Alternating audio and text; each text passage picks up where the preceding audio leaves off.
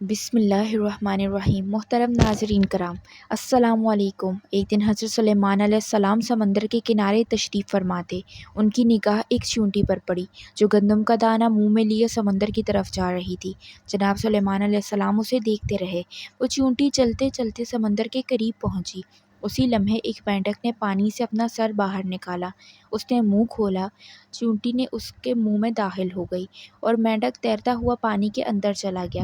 حضرت سلیمان علیہ السلام کافی دیر تک حیرت میں ڈوب کر اس بارے میں سوچتے رہے۔ اچانک وہی مینڈک دوبارہ پانی سے باہر آیا۔ اس نے منہ کھولا اور چیونٹی اس کے منہ سے باہر نکل آئی، لیکن گندم کا دانہ اب اس کے منہ میں موجود نہیں تھا۔ حضرت سلیمان علیہ السلام نے اس چیونٹی کو طلب کیا اور اس واقعے کے بارے میں اس سے پوچھ گچھ کی۔ چیونٹی نے کہا، اے پیغمبر خدا، اس سمندر کی گہرائی میں ایک پتھر ہے جو اندر سے خالی ہے۔ اس میں ایک کیڑا رہتا ہے۔ اللہ تعالیٰ نے اس کیڑے کو اسی مقام پر پیدا کیا۔ وہ وہاں سے نکل نہیں سکتا اور میں اس کے لیے کھانا لے کر جاتی ہوں۔ اللہ تعالیٰ نے اس مینڈک کو مامور کیا ہے کہ وہ پانی کے اندر مجھے اٹھا کر اس پتھر کے پاس لے جاتا ہے اور اپنا منہ اس کے سوراخ پر رکھتا ہے۔ میں اس کے منہ سے باہر نکل کر اس کیڑے کے پاس جاتی ہوں اور گندم کا دانہ اس کے پاس رکھاتی ہوں۔ یہ مینڈک میرے انتظار میں رہتا ہے۔ میں واپس اس کے منہ میں داخل ہوتی ہوں اور یہ پانی میں تیرتا ہوا مجھے سمندر سے باہر لے آتا ہے۔ حضرت سلیمان علیہ السلام نے چیونٹی سے کہا، جب تم اس کے لیے گندم کا دانہ لے کر جاتی ہو تو کیا اس سے کبھی کوئی گفتگو بھی سنی ہے تم نے؟ چیونٹی نے کہا، جی ہاں، وہ کہتا ہے، اے ذات جس نے میرے لیے اپنے رزق کو سمندر کی گہرائی میں اس پتھر کے اندر نہیں بھلایا، اپنے مومنین بندوں پر اپنی رحمت کو بھی مت بھولا۔ حضرت امام زین العابدین فرماتے ہیں کہ چنڈول ایک خوش آواز پرندے کا نام ہے۔ چنڈول کے سر پر تاج ہونے کی وجہ یہ ہے کہ حضرت سلیمان علیہ السلام نے اس کے سر پر دست شفقت پھیرا تو اس کے سر پر تاج بن گیا۔ ایک دن چنڈول جاتا تھا اور کہتا تھا کہ میں اپنی مادہ کے ساتھ ملاپ کرنا چاہتا ہوں، لیکن مادہ چنڈول اس کام پر راضی نہ تھی۔ مادہ چنڈول نے اس سے کہا کہ میں اس کام کے لیے راضی نہیں ہوں، جس پر نر چنڈول نے اس سے کہا کہ مجھے اس کام سے مت روکو، میں چاہتا ہوں کہ تم سے میرا ایک بچہ ہو جو ذکر خدا کرے۔ مادہ چنڈول نے جب یہ بات سنی تو اپنے شوہر کا مطالبہ قبول کر لیا۔ پھر جب انڈے رکھنے کا وقت آیا تو وہ انڈے رکھنے کی جگہ کے بارے میں بہت پریشان تھی۔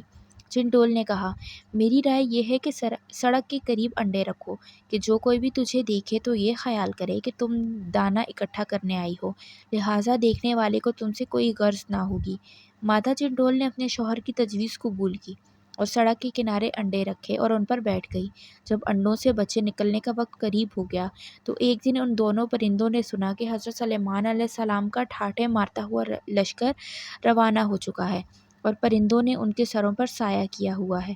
مادہ چنڈول نے اپنے شوہر سے کہا، حضرت سلیمان علیہ السلام اپنے لشکر کے ہمراہ ہماری طرف آ رہے ہیں، یہاں تک کہ وہ یہاں سے ہمیں عبور کریں گے اور مجھے خطرہ ہے کہ میں اور میرے انڈے اس لشکر کے پاؤں کے نیچے کہیں نابود نہ ہو جائیں۔ جس پر نر چنڈول نے کہا، حضرت سلیمان علیہ السلام ایک مہربان اور شفیق انسان ہیں، لہٰذا تمہیں پریشان ہونے کی کوئی ضرورت نہیں۔ کیا تم نے بچوں کے کھانے کے لیے کچھ اکٹھا کیا ہوا ہے؟ مادہ چنڈول نے کہا، ہاں، میرے پاس ایک ٹڈی ہے جو میں نے بچوں کے لیے رکھی ہوئی ہے۔ کیا تمہارے پاس بھی کوئی چیز ہے؟ چنڈول نے کہا، میرے پاس کھجور کا ایک دانہ ہے جو میں نے بچوں کے لیے رکھا ہوا ہے۔ مادہ چنڈول نے کہا، تم کھجور اور میں ٹڈی اٹھا لیتے ہیں۔ جب حضرت سلیمان علیہ السلام وہاں سے گزریں گے تو ان کی خدمت میں ہدیہ پیش کریں گے، کیونکہ حضرت سلیمان علیہ السلام ہدیے کو بہت پسند کرتے ہیں۔ نر چنڈول نے اپنی چونچ میں کھجور لی اور مادہ چنڈول نے ٹڈی اپنے دونوں پاؤں سے اٹھائی اور دونوں حضرت سلیمان علیہ السلام کی خدمت میں حاضر ہوئے۔ حضرت سلیمان علیہ السلام اپنے تخت پر تشریف فرماتے، ان کا استقبال کیا۔ چنڈول ان کی دائیں طرف اور مادہ چنڈول بائیں طرف بیٹھ گئی۔ حضرت سلیمان علیہ السلام نے ان دونوں پرندوں سے احوال پرسی کی۔ انہوں نے بھی اپنی زندگی کا واقعہ جناب کی خدمت میں پیش کیا۔ حضرت سلیمان علیہ السلام نے ان کا ہدیہ قبول کر لیا اور لشکر کو وہاں سے ایک طرف موڑ دیا تاکہ ان کے انڈے پاؤں تلے نہ رون ڈالیں۔ ان کے سر پر دست شفقت پھیرا اور ان کے لیے دعا کی۔ حضرت سلیمان علیہ السلام کی دعا اور ان کے ہاتھ کے مس ہونے کی وجہ سے ان پرندوں کے سروں پر ایک خوبصورت تاج نکل آیا۔ ایک دن حضرت سلیمان علیہ السلام نے ایک چڑے کو دیکھا جو اپنی بیوی چڑیا سے کہہ رہا تھا، تم مجھ سے کیوں دور دور رہتی ہو؟ اگر میں چاہوں تو حضرت سلیمان علیہ السلام کا مینار اپنی چونچ سے اٹھا کر سمندر میں پھینک سکتا ہوں۔ ہوا نے اس بات کو حضرت سلیمان علیہ السلام تک پہنچا دیا۔ حضرت سلیمان علیہ السلام اس کی بات سن کر مسکرائے اور پھر ان دونوں کو طلب کیا اور چڑے سے فرمایا کہ تم کس طرح میرے محل کو اٹھا کر سمندر میں پھینک سکتے ہو؟ چڑے نے کہا، اے رسول خدا، مجھ میں ایسی طاقت نہیں ہے، لیکن بعض اوقات شوہر اپنی بیوی کے سامنے بڑا بنتا ہے اور شوخیاں بگاڑتا ہے۔ ظاہر ہے عاشق کی کسی بھی بات پر اس کی سرزنش نہیں ہوتی۔ حضرت سلیمان علیہ السلام نے چڑیا سے کہا، تم کیوں اپنے شوہر کے حوالے خود کو نہیں کرتی جبکہ وہ تمہیں دل سے چاہتا ہے؟ چڑیا نے جواب میں کہا، اے پیغمبر خدا، وہ عاشق نہیں ہے، فقط عشق کا دعویٰ کرتا ہے، وہ میرے علاوہ کسی اور کے ساتھ بھی عشق کرتا ہے۔ اس بات نے حضرت سلیمان علیہ السلام کے دل پر بہت گہرا اثر کیا۔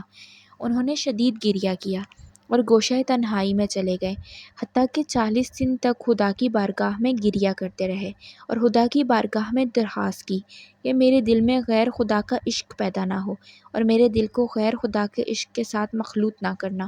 ایک دن ایک